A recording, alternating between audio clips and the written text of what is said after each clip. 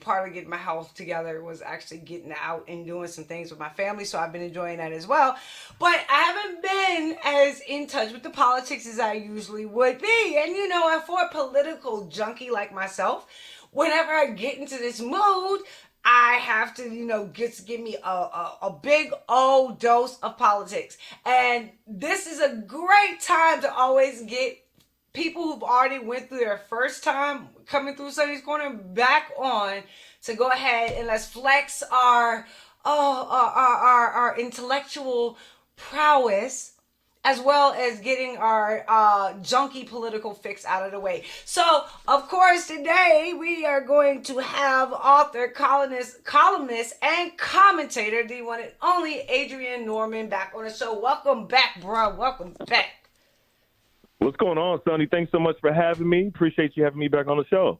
I'm so glad you're back because, I need a political shot in the arm right now. And it's such a slow political time right now, right? Like nothing is happening in the country of any relevance. You know what I'm saying? So I thought this might be a time to catch up a little bit. So the number one story on everybody's mind, even though Democrats would like it to be January 6th hearing, fail.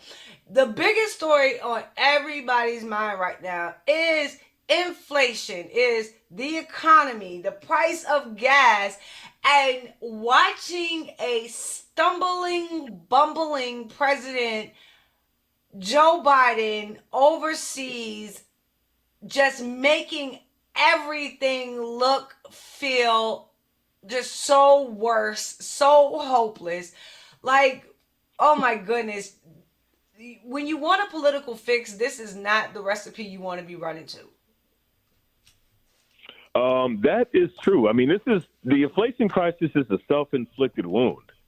We were energy independent under President Trump, and we could see that. There was a little bit of an increase in inflation just because of all the spending that was done during 2020 in response to the COVID pandemic. And obviously those measures were pushed through because of that emergency order, which essentially shut down the country. And then they had to, well, they didn't have to, but they chose to compensate people instead of just letting people go back to work. So we had trillion-dollar spending that was signed off by both Republicans and Democrats. So Republicans don't get a pass on all of this. Now, the bulk of this inflation, though, is caused because of rising gas prices and fuel, because the Biden administration is beholden to this lobby that has a foothold in their administration, who is so fanatical about climate change that they would rather constrain U.S. energy production because they believe that the earth is going to be destroyed within the next 10 years than to allow us to be able to pursue private sector solutions to address the environment and not have people who are about to be starving because of the food shortages, not have what is projected to become $10 per gallon gasoline prices by the end of the year. That's how crazy this administration is. And a lot of times I'll talk on Twitter about, I'll say, hey, don't call this incompetence. What's being done is being done intentionally. It's a little bit of both. What I mean by that is that they're using this, they're using their power to try to force everybody into electric vehicles to comply with their particular climate agenda and how they see the world when it comes to the environment. The incompetent part comes in when you consider the fact that they don't realize that none of these things are actually going to work, and they're going to destroy the earth. They're going to destroy the United States long before the weather ever does. Here's one of the things, right? When they talk about, okay, we want to do this so we can push everybody into electronic vehicles, right? So I'm a student of history, right? One of the main ways they got to this point as far as pushing like the new Green Deal was to use racism as a wedge and a fight against them. And I remember Van Jones was like one of the biggest advocates of this, right? Environmental justice. You don't hear them really saying that anymore, but that was the mechanism that they used to push and push and push to get to where they are in standing now as far as the new Green Deal. And the whole crux of that was the transfer of wealth, right? So it was to take the wealth away from the oil types, which you know all the oil types in America are white men. So we need, you know what I'm saying, environmental justice that takes that money from them and does a transfer of wealth, right? So now they're in the period where they want that transfer of wealth to happen. They want it to be done quick. And I'm thinking to myself, well, where are the programs that say like black people are going to have stock in all of these electric cars that are being sold that'll give them the economic justice that you've been campaigning for? So you used us to push this, and now when you want it and you want it fast, we are nowhere near the deal. Like, you're not talking about us anymore. The whole idea of environmental justice has completely disappeared in the conversation of climate change. Well, I mean, that's something that, I mean, has pretty much undergirded all of progressivism the last century. I mean, they use black people and the plight of black people to push an agenda that has nothing to do with benefiting black people. It pulls on people's heartstrings. It gives white people the opportunity to feel like they're the good guys, and, you know, they get behind these policies that help a disenfranchised group. And then, as we've seen so far with this administration, you know, black people got Joe Biden elected in the last. I mean, they get Democrats elected, period, because we tend to vote in a 90% margin to the left. But as soon as he got in office, none of the things that he was talking about doing for black people got done. So once again, we're in a situation. It's like that meme where somebody gets kicked out of the car. That's what he did with us. As soon as they got power, we're no longer useful until it's time for another election. And then they're going to weaponize whatever race-based instances happen the summer before the midterms or the summer before a presidential election. Pull on those heartstrings again, and round and round we go. The cycle continues. I do agree with you on the idea of it being a transfer of wealth. I think you're sort of half right about that, because you have these people on the international stage like Klaus Schwab, World Economic Forum types, who've been talking for years about the climate and global governance to address it. Since the 70s, climate change has always been the boogeyman that was supposed to be used to scare everybody into accepting a one world government, which is essentially a communist system, a global communist system, which now technologically, you know, they have the ability to make it like the social credit system that China has, but on a global scale. If it happens globally, there's nobody to bail us out. And honestly, the United States Second Amendment is the only thing that's standing in the way from global tyranny. So you have that aspect of, yes, those people do want to see a transfer of wealth. In part, I'm going to take it one level deeper, because when you look at the global economic system, I mean, how many hundreds of trillions of dollars in debt are we in globally? The entire system that has been built on a house of cards is getting ready to collapse. So what they're doing is they're trying to transfer as much wealth, as much real estate, as much hard assets into their name before the whole thing goes down, so that they can be left to control whatever remains. So the rest of us are just left holding the bag. Ultimately, that's sort of the big picture on why this is happening. But you do have people within the Democratic Party and within individual countries who wholeheartedly believe in the climate change agenda, and they believe that the Earth is doomed to be destroyed within the next decade. And they don't realize that they're wrong. I mean, they ignore all the science that says it's not true. So it's both factions sort of collaborating for their own personal agendas. But at the end of the day, it's everybody else who ends up losing. Oh, of course. So the addition of the climate change as a religion, like, oh yes, they're very, very much prevalent in our conversation and pushing it forward. But I think that a lot of that is, like you said, it is 70 years. It's having generations to be able to do this. Like I tell people, and I start this is how I started the climate change conversation with my daughter. Like, I wanted her to know, like, they started us young, just like they're coming after you. They gave us Captain Planet. And you know, Captain Planet was our, do you want to be a hero or do you want to be a zero? Recycle. That was our base introduction, where they came at us as children with this topic that now in adulthood holds such a high, you know what I'm saying, standard. That's not by accident. That is Right. decades in practice. Um, and I totally agree with that. My whole issue is the snap. It has to happen now. So like if Right. you like John Kerry is looking at the American people and seeing how bad the American people are suffering, and he's still like, I don't care. No new drilling. We're not going back. I like these high price. Like that, it has to happen now. That's the thing that has me being like, the thing with progressives is that they are patient. You know, they are willing to wait to be able to accomplish their goal so that they don't hurt like the entire country in the process. These quote unquote progressives, which I don't even think you can straight call them progressives outside of straight Marxists these days, they don't want a slow progression. They want the crab thrown in the pot with the pot fully boiling. No slow simmer. They want it quick. That's the part that gives me the most fear about the whole situation. Yeah, I mean, we're dealing with a group of ideologues, and unfortunately, they're operating on a global scale. They've weaponized every branch of culture. You know, they control government, they control the media, they control the news establishment, they control academia. Conservatives are just starting to kind of catch They up. could serve culture. Yeah, Yep. yeah. Mm-hmm. So their foot is on full throttle.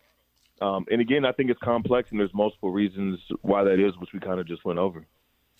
And on top of all of this, we get a large number of Supreme Court rulings coming down in the last couple of weeks as well. So you had the gun case coming out of New York. We had Maj on to talk about that. And you're instantly seeing gun licenses increase all around the country, and just the notion that a lot of these places that have put on so many restrictions from gun ownership are now starting to lax the rules a little bit, or figure out what they're going to do next. But in this time period, people are trying to take advantage of it. You have a massive ruling coming out about the EPA and the Clean Air Act, and how much power they're going to be able to access off of that piece of legislation. Of course, you have the Roe versus Wade decision coming out and just giving the right of abortion back to the states, which to me is so hilarious, because I'm sitting there like, all of the women that are crying about it probably are living in blue areas where you're gonna be able to do it up to 9 months, and there's gonna be no restrictions. And I'm thinking maybe Republicans are gonna, think about, maybe what they did in that case, when you see 7 or 8 states where you can go to and legally get an abortion at 9 months. Was that a smart thing to do in terms of that? But and there was also one more that came out with Miranda, and the Supreme Court saying that police officers cannot be sued for not reading you your Miranda rights. And so I'm going to be doing another show about that. But that's one thing that I wanted to kind of bring up and bring to the forefront, is that came out as an issue as well. So you can take one of them or all of them and just tell me how you feeling about the Supreme Court these days. Biden saying that maybe putting the filibuster out to be able to change some of the Supreme Court decisions might be something that he's looking at, which I don't understand how they plan on doing that. But, any of that area in the Supreme Court that you might want to discuss. That's that's like 5 shows in one. Yeah, and that's what I guess it's a matter of picking preference at this point. No, I got you. And running with it. No, we got time, so we can get into as much as we can. I think overall, so with all of the court rulings that have just come out, I mean, it's probably the most heated Supreme Court session I've seen in my life, actually, with all the monumental cases that have just been ruled on in a matter of weeks. What's interesting to me about all of it is the reaction from the left. And now we have people talking about not just packing the court, but that the reason behind it, which is they're saying that the institution itself is corrupt. The institution itself is broken. And this is what they do when they don't get their way. Then they want to destroy the system that we have until they do and remake it in whatever image that they want. They don't play fair. Nothing is wrong. So if we have a system of justice in this country where we have judges who rule based on the Constitution and based on federalism and based on the separation of powers, and that is offensive to one particular political party, then what that says to me is the ideals of that particular party are inherently un-American. If adhering to the Constitution is antithetical to your platform, then you need to really reevaluate what you believe and why you believe it. So let's kind of put more of a laser focus on. Let's start with abortion. I mean, the Supreme Court ruled, and we've kind of talked about this ad nauseum. It blows me away that some people still don't understand what actually happened. It doesn't outlaw abortion across the country. All this does is return the issue of abortion back to the states. And nowhere in the Constitution did it say that anybody had a right to an abortion. This corrected a feat of judicial activism that occurred back in 1973 when the court issued this original Roe versus Wade decision. And I wrote about this on Twitter, a couple other platforms shortly after it happened. The Supreme Court does have the ability, and some might argue the responsibility, to correct itself when it strayed from its original path and had a bad ruling. We saw this in 1892 with Plessy versus Ferguson, when the Supreme Court ruled that segregation, racial segregation, was just. We now know that it is absolutely unjust, and it corrected itself with a series of rulings starting in 1965 with Brown versus Board of Education. This is the same type of thing. The Supreme Court messed up, and all they're doing is going back and correcting the previous mistake. And again, if you have an issue with a court correcting itself and doing it on the basis of abiding by the United States Constitution, there's something wrong with the way that you're viewing how we're supposed to be operating in this country. And that kind of goes to the EPA ruling, because they're like, again, when it comes to their climate change agenda, and it's like, do you not understand that it is the Supreme Court's job to limit what government can, that is how the checks and balances work. So no regulatory body or, just because a government agency is created does not mean it has reach and power beyond the Supreme Court. It's like, you really can see in these moments a complete failure of civics. And I say this about Democrats and how they treat their base. They don't want their base knowledgeable because they can pull crap like this on an unknowledgeable base. You know what I'm saying? Right. They can say outlandish and outrageous things if their people are like, wait a minute, that is not how it works. But one of the things that allowed them to get away with that for so long was because they depended on judicial activism. A lot of their agenda that they could not get passed through legislation, they were able to get passed through the courts, right? So you saw the Republicans be able to fight back against that once Harry Reid abolished the filibuster for judges. Now the Republicans were able to fill a lot more spots, and you start to see that balance kind of correcting itself within the judicial system. And I think that is what you are seeing Democrats mourn the most. They are mourning their ability to have access to judicial activism and to have that judicial activism unchecked as it had been for so long. I've said it for years, and Mitch McConnell warned them back in 2013 that they were going to regret getting rid of the filibuster. And what happened? That's how they got Amy Coney Barrett in. Republicans did the same thing and put it back on them, but you hit the nail on the head. They're legislating through the courts instead of building coalitions and actually making things happen in Congress. So let me ask you this, Sonny. So if we worked at a company, right, and I'm a computer programmer and you handle the marketing, so you're building a website. And I'm just like, I don't feel like doing this code. Can you just take this project for me, to do this code for me real quick? How are you going to look at me? You can be like, no, that's your job. You do your job. I have mine. I'm already doing mine. You need to step up and do yours. This is why you're getting paid. This is what Congress is doing, and this is what happened with the EPA ruling. They have a job, but what they want to do is pass the responsibility onto that job to somebody else. They don't want to do it. So they have the administrative state take over the what's essentially lawmaking so that they don't have to. And again, here's the diabolical part about it, though. They want to outsource the responsibility, but then they want to take credit when it actually goes well. They want to get the accolades, the glory, the campaign donations for the system working right. But really, they've abdicated their complete responsibility on all these matters. So that's the issue with Roe. They didn't pass federal legislation. It was codified through the courts. That's the issue with gay marriage. They haven't passed legislation that's codified through the courts. It's been a number of things. So it's either judicial rulings or legislating through the administrative state. And what this Supreme Court is now doing is returning us to the proper system of checks and balances that should have been there all along. But because the things that gave them the biggest gains with their base were not done through Congress, that's a direct threat to them, their party, and their future.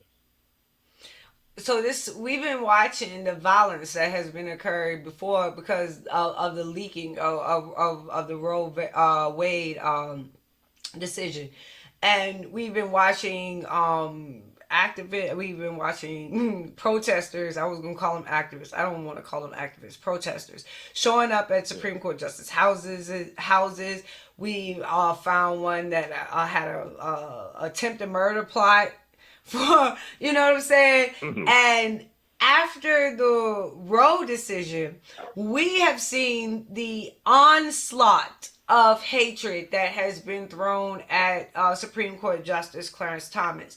Like, I mean, now, I don't want to spend a lot of time defending Clarence Thomas. He is a Supreme Court Justice. He has the power to defend himself, the strength to do it. You know what I'm saying?